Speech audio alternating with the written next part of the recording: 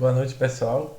Para quem não pôde estar na nossa aula de hoje, né, por conta do temporal, eu vou estar disponibilizando essa videoaula aqui para vocês, para não termos nenhum tipo de prejuízo em relação à aprendizagem.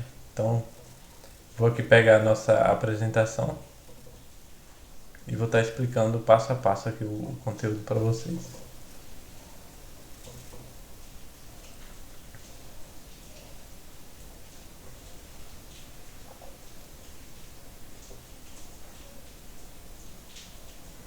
Bom, na aula de hoje, deixa eu colocar aqui a tela cheia.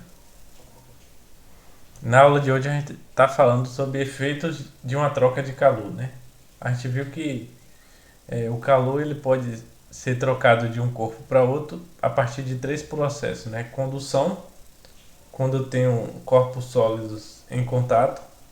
Convecção, quando eu tenho movimento de líquido ou gás, né? E esse movimento dentro do líquido ou do gás é o que transfere o calor. E irradiação, né? Que é aquela forma de transferência de calor em que não há necessidade de contato, né? Que é por ondas eletromagnéticas, né? Como o infravermelho. Sabendo-se aquilo, a gente vai ver quais efeitos uma troca de calor pode ocasionar. E aí, quais efeitos podem ocorrer na troca de calor? São dois. Um é a mudança de estado físico, perdão, botei aqui sem querer. Mudança de estado físico, né? Por exemplo, um cubo de gelo, a gente tira ele da geladeira, coloca numa mesa, o que é que vai acontecer com ele? Ele vai derreter, né? Ou seja, ele vai passar do estado sólido para o estado líquido. Então vai ter uma mudança de estado físico. E quando isso ocorre, a gente chama isso de calor latente, que é quando há uma troca de calor e essa troca de calor muda o estado físico da substância, sem mudar sua temperatura. E o outro é o mais simples, né? Quando o corpo recebe calor, ele aumenta sua temperatura. Se um corpo perde calor, ele diminui sua temperatura. Ou seja, o outro efeito de uma troca de calor é a mudança da temperatura. E a isso a gente dá o nome de calor sensível, né? Então são dois efeitos. Ou muda o estado físico ou muda a temperatura, né? A gente pode mudar o estado físico sem mudar a temperatura. Ou mudar a temperatura sem mudar o estado físico. Por exemplo, a gente diz que a água ferve, ou melhor, vou dar outro exemplo mais prático. Que a água passa para o estado sólido, ou seja, ela vira gelo, a temperatura de 0 graus Celsius. Mas essa temperatura de 0 graus Celsius também faz o gelo derreter. Ou seja, eu posso ter essas duas mudanças de estado sem mudar a temperatura, numa mesma temperatura. E aí,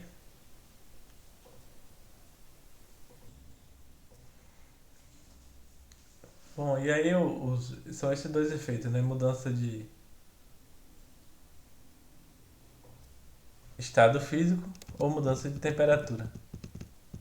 Né? Como é que teria mudança de temperatura sem mudar o estado físico? Quando a gente pega por exemplo,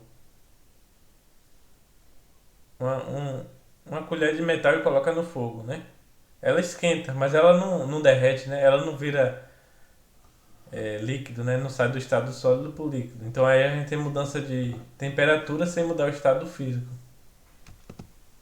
E quais são os estados físicos da matéria? Aí a gente tem, geralmente na escola a gente aprende, na escola que eu falo assim, no ensino fundamental, né? A gente aprende três, né? Sólido, líquido e gasoso, né? Mas eu trago mais um aqui, um estado físico que é o plasma. O sólido, as moléculas estão bem agrupadas, né? E aí a gente tem um formato rígido de um corpo sólido, por exemplo, uma pedra, um cubo de gelo. A gente tem o estado líquido, que já as partículas já estão mais afastadas umas das outras. E a gente tem o estado de gás, né? Que as partículas já estão mais afastadas umas das outras. E o plasma na verdade, ele nada mais é do que um gás que foi superaquecido. Superaquecido a ponto de eu fazer com que as moléculas desse gás elas se rompam. E aí eu tenho partículas carregadas eletricamente, né? Ou chamando de outro nome, íons, né? E esses íons eles representam esse plasma, né? Que é um gás superaquecido ou um gás ionizado. E aí, por exemplo, aqui, o líquido, água, né? A água que a gente bebe está no estado líquido. O gelo, estado sólido. O gás, né? Aquele vapor de água, as nuvens e outras coisas são gás. E o que é plasma? Aí o plasma é o Sol, né? O Sol, que é uma estrela, ele está no estado de plasma, né? Não é líquido, não é gás e nem é sólido, é plasma. É um gás superaquecido. E aí, esse gás superaquecido, né? Que está no estado de plasma, ele emite luz, né? E dentre outras propriedades. E aí, novamente falando, o que é plasma? É um ar superaquecido.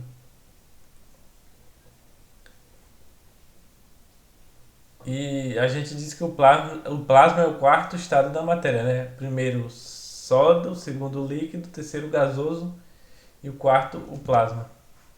E aí eu trago mais alguns exemplos de plasma, além do Sol. Por exemplo, numa lâmpada fluorescente, é, a gente tem um gás ali dentro. No momento que a gente liga o interruptor, esse gás é superaquecido. E a partir do momento que ele é superaquecido, ele vira plasma. É um plasma que está emitindo luz, né? E a gente também tem o plasma nos raios, né? Aproveitando até o assunto da aula de hoje, né? Os raios também são exemplo de plasma na natureza, né? São moléculas de gás que são superaquecidas, né? Pela, digamos assim, pela potência elétrica de uma nuvem carregada. E aí a gente tem a formação do plasma. Bom, e aí a gente tem também as mudanças de estado físico, né? Quando eu passo do sólido para o líquido, ou seja, quando um objeto é derretido, ele passa por um processo chamado de fusão, né? Fusão é quando o sólido derrete. Um cubo de gelo derrete e vira água, então ele passou por uma fusão. Se eu esquento mais ainda esse líquido que virou, eu vou ter é, a vaporização. Só um instante. Bom, continuando aqui. Aí quando eu aqueço o líquido, né? Ou seja, quando aumenta a temperatura dele, eu vou ter vapor, né?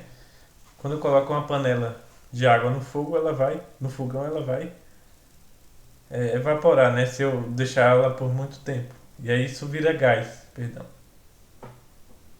né? Se eu aquecer ainda mais, aí o gás já é mais complicado para eu manter ele preso, né, no recipiente. Né? Mas no caso da lâmpada fluorescente, por exemplo, que eu tenho um gás já ali e eu aqueço bastante ele, aí eu vou ter o processo chamado de ionização, que é quando o gás vira plasma, né? E quando eu desligo a lâmpada fluorescente, por exemplo, aí eu tenho um processo chamado de deionização, que é quando a temperatura diminui e aquele plasma volta a ser gás, né? E aí voltando, por exemplo, da água, né? A água, né, quando ela evapora, eu tenho a formação de gotículas, né? Quando você tampa uma panela que está fervendo, começa a formar aquelas gotículas. Por quê? Porque o gás ele está se condensando, né? Ou seja, ele está resfriando e no momento que ele resfria, ele passa do estado gasoso para o estado líquido, né? E aí a gente tem a formação das gotículas, que é o mesmo processo que a gente tem na formação das chuvas, né? A gente tem a água que evapora, né, vira gás, né, vira as nuvens. E quando essa temperatura cai, vira gotículas de água que a gente conhece como chuva. E aí se eu pego a água e coloco na geladeira, né, água em estado líquido, e coloco na geladeira, ela vai passar por um processo chamado solidificação, que ela vai do líquido para o sólido. E aí ela vira um cubo de gelo. Então são esses as mudanças de estados físicos da matéria. Bom, e aí falando de calor latente, né, que é quando a gente troca calor e muda o estado físico da substância, né, sem alterar o valor da sua temperatura. Então, quando a gente calcula calor latente, a gente tem uma equação para mensurar essa quantidade de calor que a gente precisa para mudar o estado físico de uma substância, sem com isso aumentar a sua temperatura, né? Ou diminuir, no caso. Por exemplo, aqui. Como é que a gente calcula? A gente pega Q, que é a quantidade de calor, igual a massa vezes uma grandeza que a gente chama de calor latente. Que para cada substância eu vou ter um valor diferente. Por exemplo, um recipiente armazena 500 gramas de água, né? Em estado líquido. Sem que haja mudança de temperatura da água repentinamente, todo o seu conteúdo é evaporado. Ou seja, eu faço essa água evaporar, porém sem aumentar a temperatura dela, né? Apenas mudando o estado físico. E aí determine qual a quantidade de calor que foi transferida para o conteúdo desse recipiente, sendo o calor latente de vaporização da água igual a 540 calorias por grama. E aí uma questão interessante é que a gente mede calor, né, quantidade de calor em calorias, ou numa outra grandeza que a gente chama de joule, né, mas a gente vai trabalhar aqui mais com calorias. Então a gente vai pegar a fórmula aqui, que quantidade de calor é igual a massa vezes o calor latente. Então eu vou pegar aqui, Q é igual a massa vezes o calor latente, que eu represento com L. Aí qual é a massa? 500 gramas, né? 500 gramas de água. Então aqui é M. E aí o outro valor que eu tenho aqui é o calor latente, que é esse L aqui, 540. Então para eu achar a quantidade de calor que eu preciso para mudar o estado físico dessa quantidade de água, eu pego a equação, ó, Q é igual a M, que é M, 500, vezes L, 540. Isso aqui vai dar o quê? Deixa eu fazer rapidamente aqui, né? 500. Deixa eu mudar a cor aqui da caneta. 540 vezes 500 é 000, 000. Aqui é um 5, viu? 5 e 00. 5 vezes 4, 20. Sobe 2. 5 vezes 5, 25. Com 2, 27. Então qual é a resposta? 270 mil. Aí a unidade aqui é calorias. Então isso aí que eu preciso fornecer para que essa 500 gramas de água evaporem, né? Sem com isso aumentar a temperatura repentinamente. E aí eu até fiz o cálculo aqui também, ó. Bom, então era isso aí que eu queria trazer, né? Na próxima aula a gente continua. E aí qualquer dúvida, eu estou aqui à disposição para estar auxiliando.